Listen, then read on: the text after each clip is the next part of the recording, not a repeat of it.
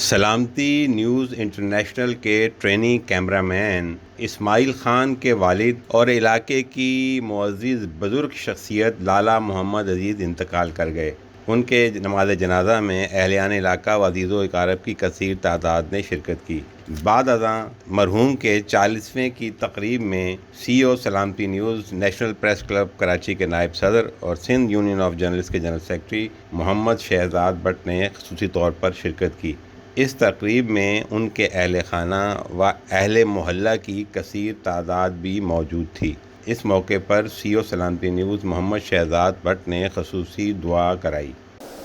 آج تک جتنے بھی مرحومین مرحومات ہیں سب کی مغفرت فرما، خاص کر ہمارے بزرگ ان کے اہل خانہ جتنے لوگ وفات پا چکے ہیں سب کی مغفرت فرما، جو بیمار ہیں ان کو صحت کاملہ عاجلہ عطا فرما، جو پریشان ہیں ان کی پریشانیوں کو دور فرما، جو کسی بھی فکر غم ادھار قرض میں مبتلا ہیں ان کی حاجتوں کو روا فرما، ہم گناہ گاروں کی تمام جائز دعاؤں کو منظور و مقبول فرما۔